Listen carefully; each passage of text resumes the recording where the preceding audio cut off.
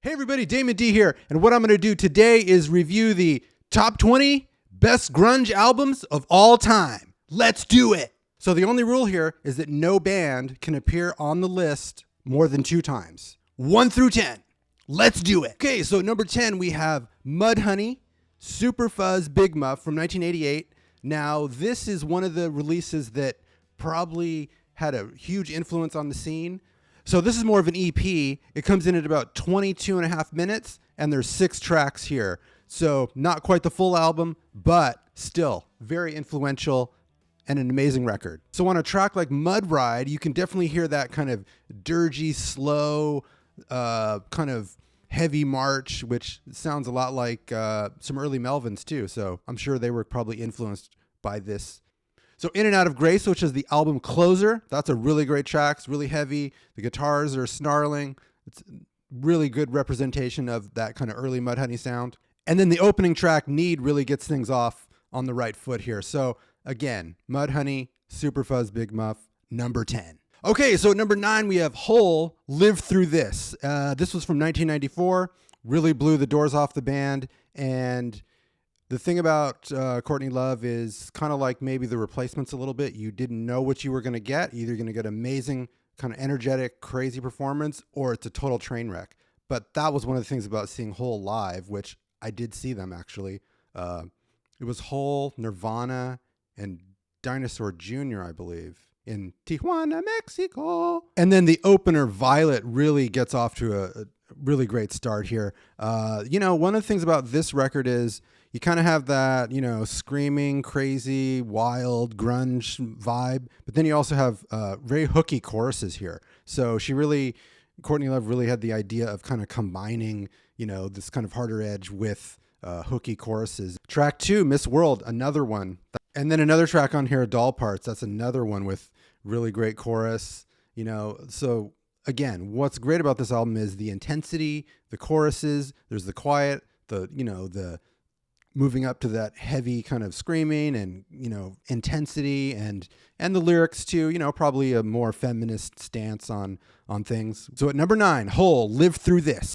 Okay, so number 8, we have Alice in Chains' Facelift, which is their debut full length, which I believe was 1989 or 1990. So right out of the chute, everybody knows Man in the Box on MTV, blew the doors off. What is this? This band is kind of like crossover with some metal, rock, grunge. So what's really unique about Alice in Chains on this release, which I don't know that people were expecting, was the harmonizing vocally of Layne Staley and Jerry Cantrell, who, while plays guitar, lead guitar, is really great at that, is a pretty decent singer. Obviously overshadowed by Layne Staley's insane range and vocal stylings, which are an instrument all to its own, honestly. So yeah, there's a lot of really great tracks on here. Sea of Sorrow, It Ain't Like That. That's one of my favorites. We Die Young, Bleed the Freak. I mean, this is, there's a reason that this one really caught the attention of everybody because, again, you have this kind of hard-edged sound, but the vocals are really, really good. And don't forget the rhythm section here of Sean Kinney and Mike Starr is pretty solid, They really hold it down. And when you have someone as unique and dynamic as Layne Staley, maybe you get lost in that a little bit, but I think those guys really, as a rhythm section, really hold things down. So this is Alice in Chains' Facelift at number 8. Okay, so number 7, we have Nirvana's Bleach, which I believe came out in 1989. So the thing about this record is when I first heard it, I was totally blown away. Like, what is this? It's kind of this cross of, this punk angst and intensity, but not really metal. Very different than some of the alternative music that was happening at the time. Very aggressive vocals. And as a trio, it's just guitar, bass, and drums, and it sounded probably a little bigger than it actually was, but there's some really amazing tracks here, and from an influential standpoint, you can't deny this record is really one of the top ones out there. Negative Creep, it really fits with this vibe of, people that feel like maybe they're not fitting in with the crowd, and you listen to this record and you're like, yeah, this is totally speaks to, my thing. If I don't feel like I fit with school, that's another good one. Floyd the Barber, Blue. I mean, it's really great. And interesting to note, Dave Grohl did not play drums on the recording. That was Chad Channing who played on this one. So little factoid there. So I first actually heard about this when I was in high school. There was a guy he was in the Sub Pop Singles Club or something like that, which we didn't even know what that was. And then he played this at someone's house and everybody was like, what is this? Everyone was totally blown away. So it's one of those things when you first heard it, there wasn't anything like it that we could kind of get our hands around. So again, very influential. Nirvana. Number 7, Bleach.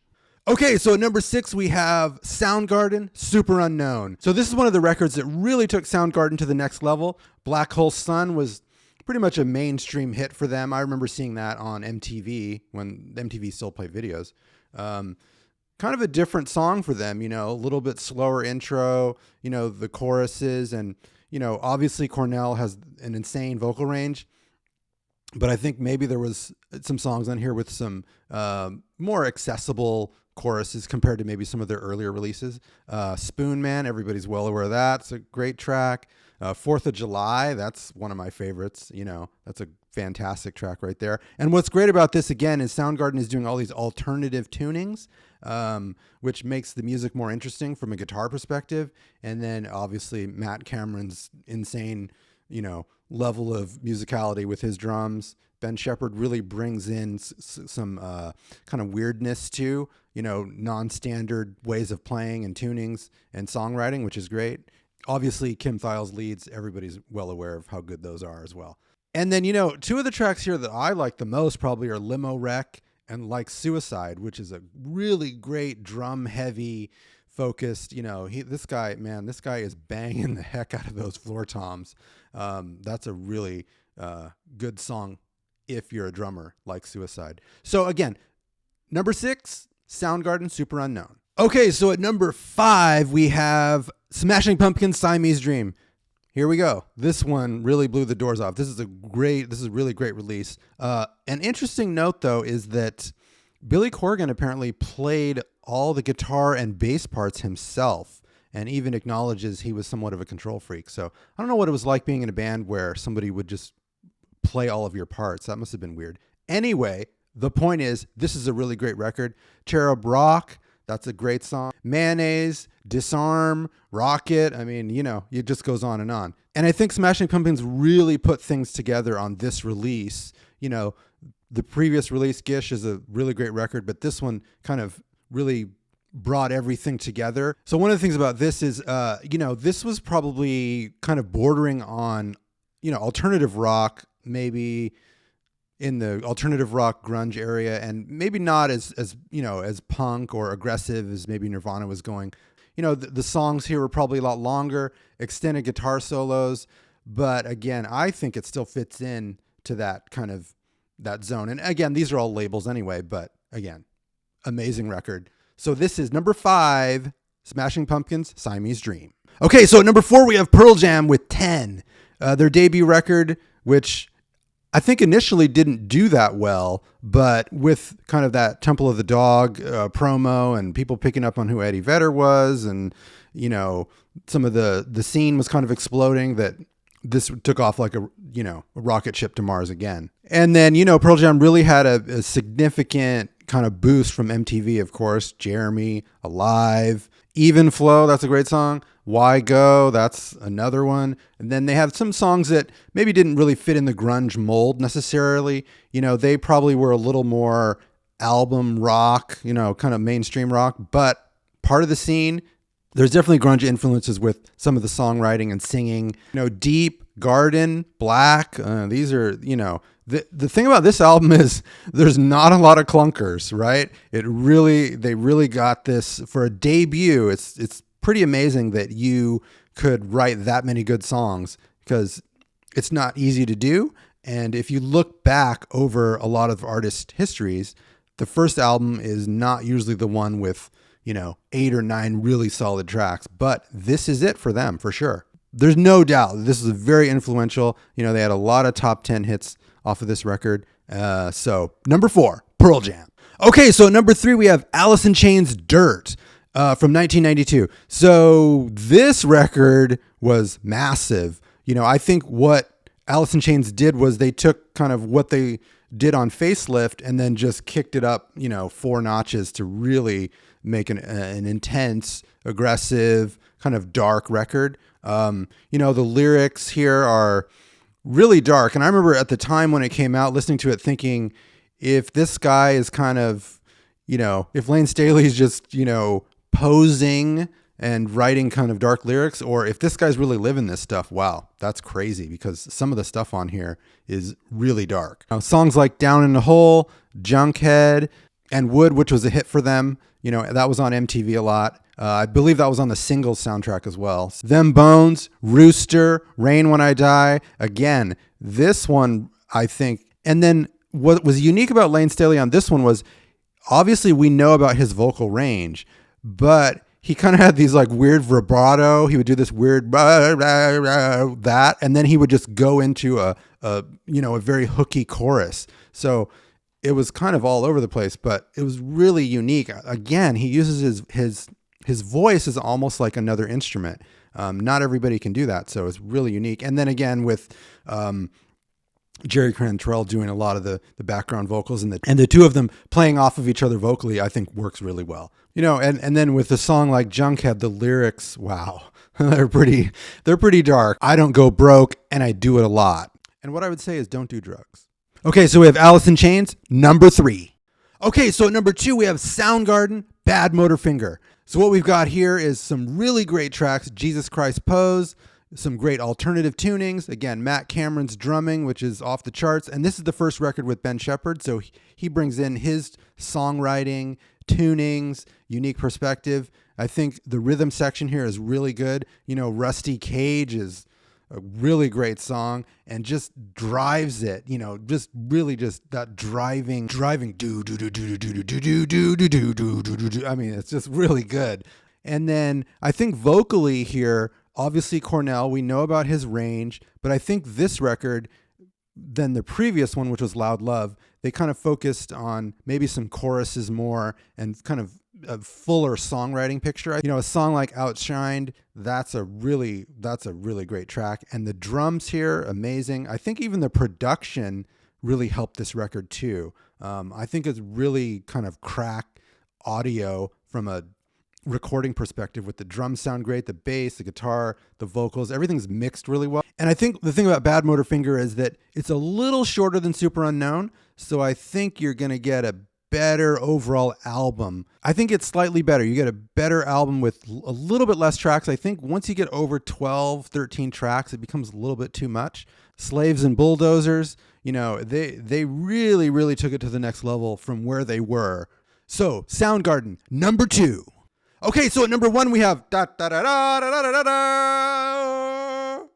Nirvana with Nevermind. I think everybody knew this was coming, but look, the reality is it's hard to put this anywhere else. 1991, this kind of grunge thing was starting to really bubble up, and Smells Like Teen Spirit that's it. Just exploded everything. And one of the things was, I saw Nirvana about 6 months before that record came out, and you could tell that there was something happening. You could tell that there was an energy, with the songs, and it wasn't just another kind of punk heavy band. There was something happening. When you saw Nirvana 90, 91, there was definitely something happening. Did I know they were going to be as big as they were? Absolutely not. But you could just tell there was something there. It's hard to put your finger on it, but you've got 13 tracks with the hidden Endless Nameless. So out of those 13, how many aren't good?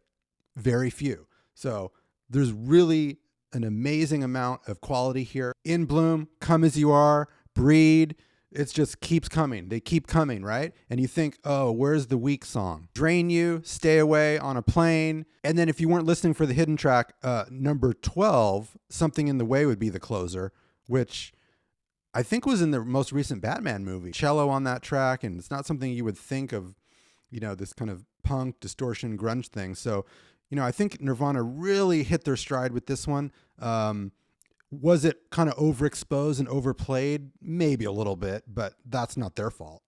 Yeah, so I think the songwriting here is first rate. You know, at this point, Dave Grohl is in there playing drums. So as a trio too, they really had a powerful sound. You didn't feel like you were missing anything with only having 3 guys in the band. And another thing is, this was probably the death knell of the kind of 80s hair metal scene. I mean, whether that's good or not, I don't know, but this kind of really just took things in a different direction as far as a popular music standpoint. Now, people can always listen to whatever they want, and bands are going to keep doing things, but from a mainstream kind of MTV driving things, everything shifted from kind of the Motley Crues and Warrants and all of that to this other thing. So again, this has been Nirvana at number 1, best grunge album of all time. If anybody has any comments, let's see, put them in. Maybe you think this should be further down the list. So that was the top 10 best grunge albums of all time. So I hope you liked the video. So like and subscribe. That helps the channel. I really appreciate the comments too. And if you have other suggestions of what should have been on the list, maybe things are up or down or something I missed, put it in. That's cool. Let's have a discussion on it. This has been Damon D. One World, One Rock.